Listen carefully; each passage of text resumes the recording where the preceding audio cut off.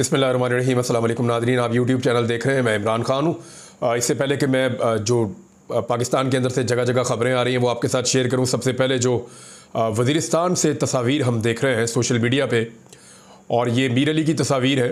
मीर अली में पहले भी बहुत नुकसान हो चुका है।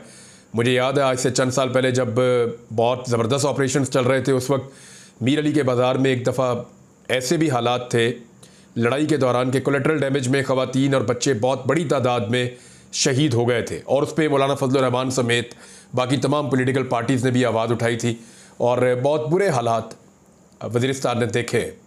ये जो टेररिज्म की वॉर है इसके हवाले से बहुत बुरे हालात देखे। अभी जो मनाज़िर हम देख रहे हैं यहाँ पे बहुत बड़ी तादाद में जो मवेशी हैं उनको नुकसान पहुँचा है, इंसानों को नुकसान पहुँचा है, क्योंकि उन एरियाज़ के अंदर अभी प्रॉपर इंटरनेट नहीं है, कम्युनिकेशन का निज़ाम जो है वो ठीक नहीं है, जिसकी वजह से वहाँ से इंफॉर्मेशन प्रॉपर आती नहीं है। हमें पता नहीं चलता कि नुकसान किस नौइयत का और कितना ज़्यादा हुआ है, लेकिन जो तस्वीर और वीडियोज़ आ रही हैं वो दिल दहला देने वाली हैं, वो बहुत परेशान कुन है। इसके बारे में जो अभी इब्तदाई इतलात मेरे पास पहुँची हैं वो ये हैं कि यहाँ पर एक लड़ाई हुई है। कुछ लोग कह रहे थे कि ड्रोन अटैक हुआ है, वो भी कंफर्म नहीं हो रहा, लेकिन यहाँ एक लड़ाई हुई है सिक्योरिटी फोर्सेज में और दूसरी जानिब से दहशतगर्दों में, और ये बड़ी शदीद किस्म की लड़ाई थी, और इसके नतीजे में जो लोकल्स हैं उनका नुकसान हुआ, जो बहुत बड़ी तादाद में मवेशी हैं, जानवर हैं बेज़ुबान, उनका बहुत नुकसान हुआ, और वहाँ प्रॉपर्टी का बहुत नुकसान हुआ है। अभी जो है वो इमदादी सरगर्मियाँ जारी हैं, और सूबाई हुकूमत ने एक पैकेज भी अनाउंस किया है मवेशियों के हवाले से भी, और जो इंसानी जानों का नुकसान हुआ उस हवाले से भी। तो ये बड़ा अनफॉर्चुनेट है। तफसीलात जैसे ही आएंगी और पता चलेगा कि ये लड़ाई क्या थी, क्यों थी, और ये किस तरह हुई और कितना नुकसान हुआ, मैं आपके साथ शेयर कर दूंगा। लेकिन पाकिस्तान ने जितना नुकसान उठाया है उतना दुनिया में शायद किसी ने दहशतगर्दी के खिलाफ लड़ाई में नुकसान नहीं उठाया। हम तो बराह रास्त किसी जंग में भी नहीं है, हमारे ऊपर तो जंग मुसल्लत हुई है, हमने दूसरों की जंगों को लाकर अपने मुल्क के अंदर लड़ा है। अब आज इमरान खान साहब का एक स्टेटमेंट है आज के दिन में भी, वो अली अमीन गंडापुर साहब से मिले थे। अली अमीन गंडापुर साहब को इमरान खान साहब ने कुछ अहम जो है वो इंस्ट्रक्शंस दिए हैं। वैसे जो भी इमरान खान से मिलकर आता है ना, तो वो बाहर आने के बाद चंद दिन तक उसका रवैया और उसका अंदाज जो है वो काफ़ी जारहाना हो जाता है। इससे आपको इस बात का आइडिया हो सकता है कि जेल में बैठा हुआ आदमी इतने मजबूत आसाब का है कि वो आज़ाद फिरने वालों को ताकत के इंजेक्शन लगाता है जब ये जाकर उसको जेल में मिलते हैं। यानी बाहर अगर इनकी बॉडी लैंग्वेज ढीली होती है, ये ढीले ढीले जाते हैं जेल के अंदर, अंदर से पहलवान भर के बाहर निकलते हैं। तो इमरान खान के अंदर ये करिश्मा और ये तो है, यानी लीडर में कम से कम ये तो होना चाहिए कि जब उससे कोई वर्कर या उससे कोई उसकी पार्टी का बंदा मिले तो वो एनर्जी लेकर आए और नज़रिया लेकर आए और एक नई सोच लेकर आए।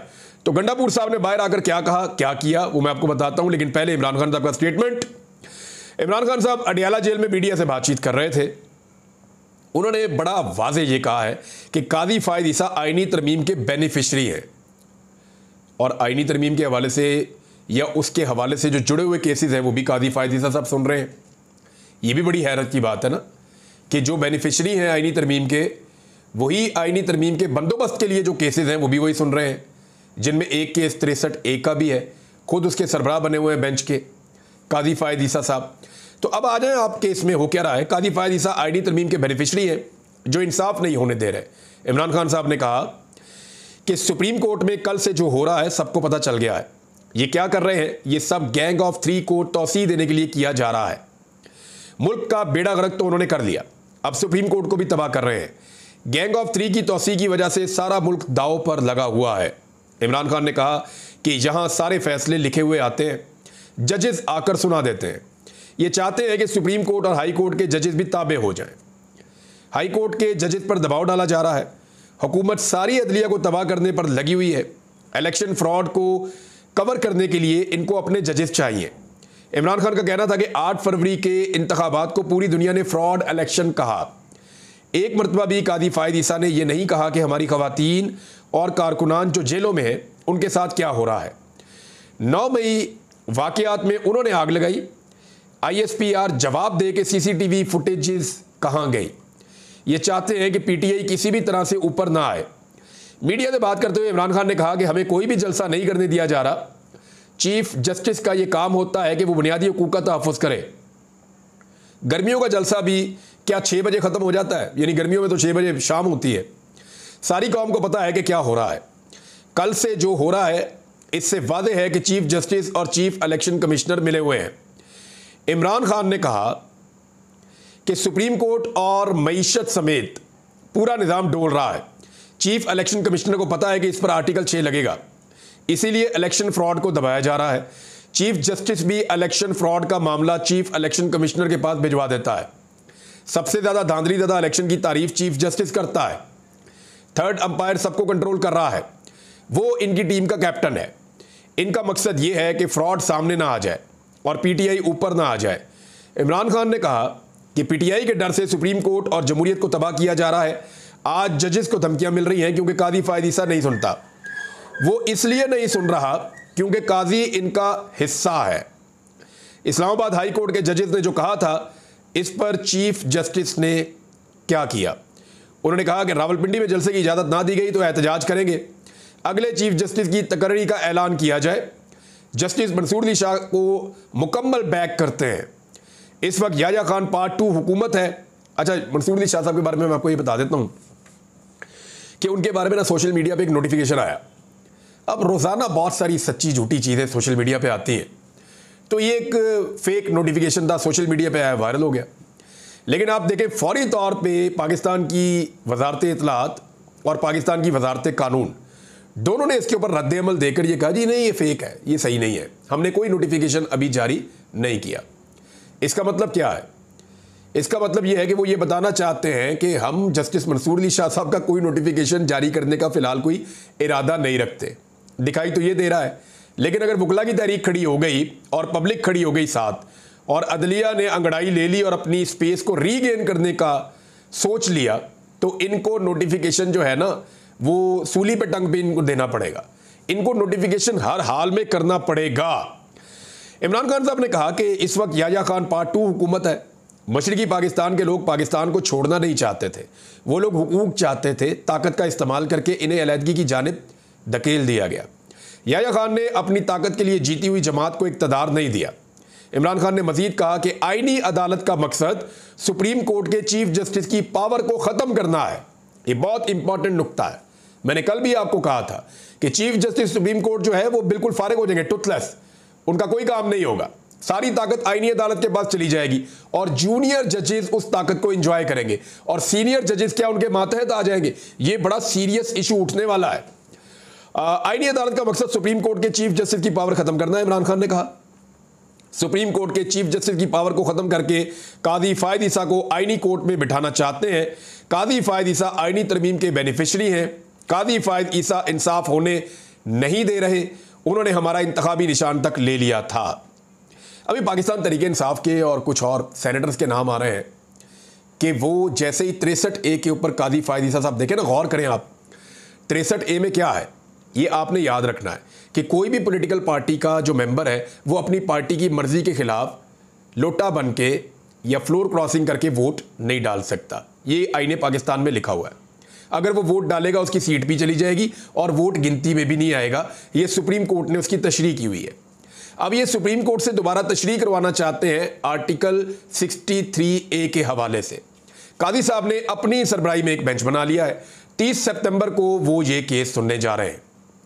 अगर 30 सितंबर को ये केस सुना जाता है और हुकूमत के हक में फैसला आता है तो फिर पाकिस्तान तरीके इंसाफ के हों, फजल रहमान साहब के हों, किसी भी अपोजिशन जमात के हों, तमाम मेंबर्स के पास ये काबिलियत आ जाएगी कि वो वोट डालें और उनका वोट गिना भी जाएगा। यानी फ्लोर क्रॉसिंग, हॉर्स ट्रेडिंग ये जायज़ हो जाएगी। आज बिलावल फ्लोर क्रॉसिंग के ऊपर बड़ा रोला डाल रहे हैं। हालांकि उनकी वालिदा बेनज़ीर भुट्टो इसके बहुत खिलाफ थी और उनके साथ बड़ी ज़्यादती की थी। आपको याद होगा नवाज शरीफ ने जब छंगा मांगा में ले जाकर अरकान असम्बली को छुपा दिया था और उनसे फिर फ्लोर क्रॉसिंग करवा दी थी और बेनज़ीर भुट्टो के खिलाफ साजिश की थी।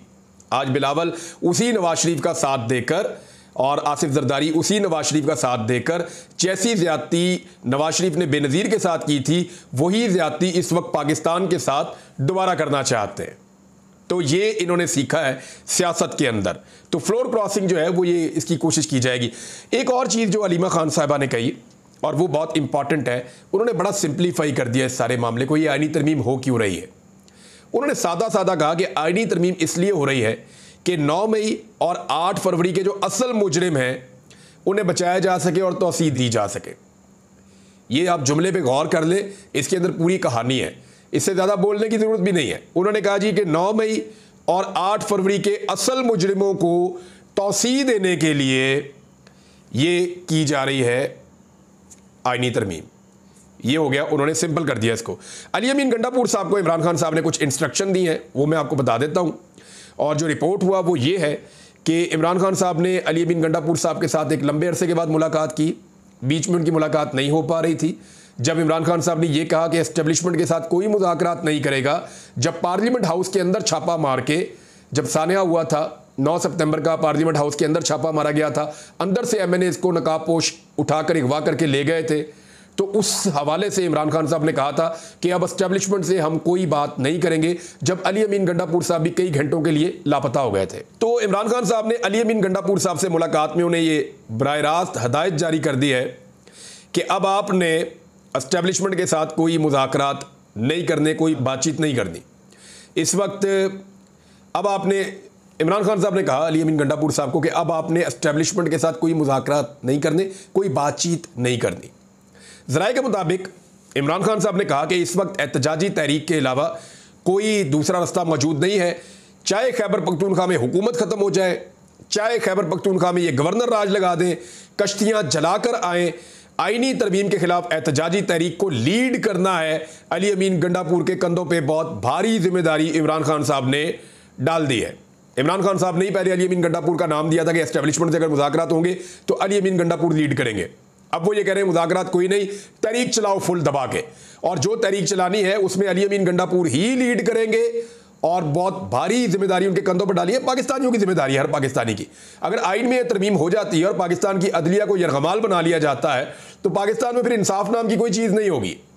और याद रखिएगा, जैसी हुकूमत दिल करेगा वैसी बन जाया करेगी, जितना अरसा दिल करेगा तब तक रहा करेगी, और जिसका दिल करेगा फॉर्म 47 पे आ जाया करेगा, फिर वोटें डालने का कोई फ़ायदा नहीं है। फिर एक फार्म ऐसे दे दिया करेंगे, ये 47 का फार्म है जी, आप एमएनए है, यानी फार्म ले लेंगे 250-300 फार्म, एक एक करके सबको दे देंगे, ये आपका, ये आपका, ये आपका, ये आपका, अब आप लोग एमएनए हैं। जब इलेक्शन हो जाएगा उसके बाद ये आपने फॉर्म दिखा देना है, इलेक्शन कमीशन आपका नोटिफिकेशन कर देगा। ये इस तरह पाकिस्तान में इलेक्शन हो जाएगा अगर अदालत को यरगमाल बना लिया गया तो, जिसकी ये कोशिश कर रहे हैं। कादी फायद ईसा साहब का एक स्टेटमेंट है, और ये बड़ा इंपॉर्टेंट स्टेटमेंट है, क्योंकि कादी फायद ईसा साहब एक नया काम कर रहे हैं। वो मैं आपके सामने इसलिए रखना चाहता हूं कि इसके असरात होंगे आने वाले वक्त में। कादी साहब ने कहा, क्योंकि बलूचिस्तान के एक हल्के का वो केस सुन रहे हैं, लेकिन उन्होंने जो जुमला बोला, उन्होंने कहा जी वोटों की दोबारा गिनती पर फार्म 45, फार्म 47 को हतमी तायुन नहीं कहा जा सकता। अब ये तो कादी साहब ने सारा काम ही खराब कर दिया। एक दफ़ा फिर आपको बताता हूँ, फार्म 47 वो फार्म होता है जो हर पोलिंग स्टेशन से हर उम्मीदवार को मिलता है। यानी एक उम्मीदवार ने एक कौमी असम्बली के हल्के से इलेक्शन लड़ा या सूबाई असम्बली से, वहाँ हर पोलिंग स्टेशन से उसका पोलिंग एजेंट एक फार्म 45 लेकर आता है, जिस पे वोटों की गिनती करके, तसल्ली करके, दो दफा गिनती होती है, तसल्ली करके 2 दफ़ा 3 दफ़ा 4 दफ़ा गिनती करके, तसल्ली करके लिख देते हैं जी इस उम्मीदवार के इतने वोट हैं, इतने वोट हैं, इतने वोट हैं, इतने वोट हैं, इतने वोट हैं। ये लिख देते हैं कि तमाम उम्मीदवारों के वोटों की फहरिस्त आ जाती है, ये फार्म 45 है। और रात के आखिरी पहर जब सारे फार्म 45 इकट्ठे हो जाते हैं तो उनकी गिनती को एक और फार्म के ऊपर शिफ्ट किया जाता है, जिसे फार्म 47 कहते हैं। तो हुआ यह कि फार्म 45 के मुताबिक तहरीक इंसाफ के उम्मीदवार पूरे पाकिस्तान में जीत रहे थे, 180 नशिस्तें वो जीत रहे थे, यानी बगैर मखसूस नशिस्तों के वो सादा अक्सरियत हासिल कर चुके थे। ये पाकिस्तान तहरीक इंसाफ की कामयाबी का रेशो था पाकिस्तान में। लेकिन फिर जाली फार्म 47 जारी कर दिए गए जो फार्म 45 से मैच ही नहीं करते। हुकूमत पूरा जोर लगाकर फार्म 45 और फार्म 47 के रोले से नहीं निकल सकी, क्योंकि हर पाकिस्तानी को समझ आ गया कि ये हो क्या रहा है। और पाकिस्तान तहरीक इंसाफ के उम्मीदवारों ने बड़ी कामयाबी और बड़ी मेहनत से असली फार्म 45 हासिल किए थे, ताकि जब ट्रिब्यूनल बनेंगे, अदालतों में जाएंगे, उनको उनकी सीटें वापस मिल जाएगी। अब 2 डकैतियां हो रही हैं, एक ट्रिब्यूनल अपनी मर्जी के लगाए जा रहे हैं, जज अपनी मर्जी के लगाए जा रहे हैं ताकि इंसाफ ना हो सके। दूसरा, जाली फार्म 47 को जस्टिफाई करने की कोशिश की जा रही है। और इसी तरह कादी फायद ईसा साहब कह रहे हैं जी फार्म 45 क्या है तो फार्म 47 क्या है। एक्चुअली ये होना नहीं है। इस कौम को समझ आ गई है कि फार्म 45 की हुकूमत किसकी बनी थी और जाली फार्म 47 के ऊपर हुकूमत किसकी बनाई गई है। नाज़रीन, शहबाज शरीफ साहब अमेरिका में खुल के फिर भी नहीं पा रहे, और उनको जिस होटल में ठहराया गया है वो महंगा तरीन होटल है। यानी इमरान खान साहब जब अमेरिका गए थे तो उसके खर्चे के साथ अभी मुवाजना होगा। जिन होटलों में शहबाज शरीफ साहब ठहर रहे हैं वहां ठहरने की वजह यह है कि वहां आम आदमी को दाखिले की इजाज़त नहीं है, क्योंकि आम आदमी को दाखिले की इजाज़त होगी तो लोग नारे लगाएंगे, इनको पकड़ेंगे, इनको शीशा दिखाएंगे, तो इनके लिए प्रॉब्लम हो जाएगी। इमरान खान साहब तो जाके वहां पे ठहरते सरकारी इमारतों के अंदर जो पाकिस्तानी है वहां पे, और शहबाज शरीफ साहब जाके कहां ठहरते, वो वहां के लग्जरी तरीन होटल जहां पे आम आदमी घुस नहीं सकता वहां पे जाके ठहरते हैं, महंगी तरीन जगहों के ऊपर। और अभी शहबाज गिल साहब ने वीडियो पोस्ट की हुई थी जहां से कचरा नहीं निकालते होटल का बाहर, उस तरफ से शहबाज शरीफ साहब निकल के बाहर आ रहे हैं होटल में, मेन दरवाजा भी इस्तेमाल नहीं कर रहे कि लोग नारे लगाएंगे, लोग बुरा भला कहेंगे। ये हालात है पाकिस्तान के वजीर आजम के। और जो वहां वजीर खारजा ने तकरीर की, मैं अगले वीलॉग में आपको बताऊंगा, यानी उसके अंदर कोई जज्बात ही नहीं थे। ऐसा लग रहा था कि रोबोट खड़ा होकर बोल रहा है, और ये डेलिबरेटली था। पाकिस्तान में तो नारे लगाते ना, इंज हो गया, उंज हो गया, फौज को गालियां दिलवा दो, सियासतदानों को गालियां दिलवा दो, तो बड़े जबरदस्त तरीके से ये इदारों को और सियासतदानों को और जजों को गालियां देते हैं, बेहतरीन तरीके से यहां पे इनके जज्बात निकलते हैं। लेकिन जब बात हो फलस्तीन की तो स्टीरियोटाइप अल्फाज का इस्तेमाल, और बिल्कुल ऐसे जैसे एक रोबोट है वो खड़ा होकर पढ़ रहा है जिसमें जज्बात है ही नहीं। ये जनाब ख्वाजा आसिफ साहब जी पाकिस्तान को तोहफे के तौर पर वजीर दिए गए हैं, वजीर दिफा। नाज़रीन, इरफान सिद्दीकी साहब ने एक स्टेटमेंट दिया है, पहले आपको स्टेटमेंट पढ़ के सुनाता हूँ, फिर मैं आपको हकायक बताता हूँ। यानी ये सहाफ़त करते रहे हैं, कॉलम लिखते रहे हैं, एक सेनेटर हैं, लेकिन इनको फैक्ट्स का आइडिया नहीं है। आज तालिब इल्म जो है पाकिस्तान में सहाफ़त का या सियासत का या वकालत का, वो सब जानते हैं कि ये झूठ है, और सब जानते हैं कि एक्चुअली हकीकत है क्या। अब लोगों को आप गुमराह नहीं कर सकते। इरफान सिद्दीकी साहब फरमाते हैं कि अदलिया कभी मार्शल लॉ के सामने खड़ी नहीं हुई और आईनी तरमीम पर शोर मचा हुआ है, ये इरफान सिद्दीकी साहब ने कहा। नवाज शरीफ साहब ने ना, एक रिटायर्ड जज साहब थे जिनका नाम था सईदुज़्ज़मान सिद्दीकी साहब, उन्हें उनके स्टांस के ऊपर खड़े होने के ऊपर डट जाने की वजह से सदर पाकिस्तान का इलेक्शन लड़वाया था। अगर अदलिया खड़ी ना होती, वकला खड़े ना होते, तो इरफान सिद्दीकी साहब आप याद कीजिए कि आप तो बाहर निकलने के काबिल नहीं थे, आप तो पाकिस्तान वापस आने के काबिल नहीं थे।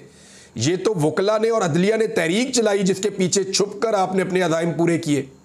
आप तो पीछे छुप छुप के रहते थे, आप तो सामने आते ही नहीं थे, आपकी तो लीडरशिप नज़र नहीं आती थी।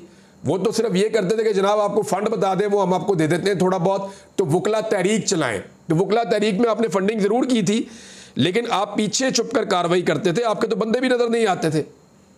और जब अदलिया की बहाली हो रही थी, एक डिक्टेटर के खिलाफ आवाज़ उठाई जा रही थी, तो मुझे अच्छी तरह याद है फौजिया वहाब साहब ने बताया कि नवाज शरीफ साहब अपने घर से निकलने को तैयार नहीं थे, और जब इनको अमेरिका की तरफ से गारंटी आई कि मियाँ साहब निकल आए आप घर से, और जब हुकूमत को कह दिया गया कि निकलने दें मियाँ साहब को, तो फिर मियाँ साहब अपने घर से निकले और एक फिक्स मैच खेला कि जनाब इतने बजे मैं यहां पहुंचूंगा तो आपने अदलिया बहाल कर देनी है, तो क्रेडिट आप मुझे दे दें। तो ये है हकीकत कि जब मियां साहब और सारे भागे हुए थे, तब भी अदलिया एक डिक्टेटर के खिलाफ खड़ी थी और मारे खा रहे थे वकला भी और जजेस भी। अब तक के लिए इतना ही, अपना ख्याल रखिएगा, अपने इस चैनल का भी। अल्लाह हाफ़िज़।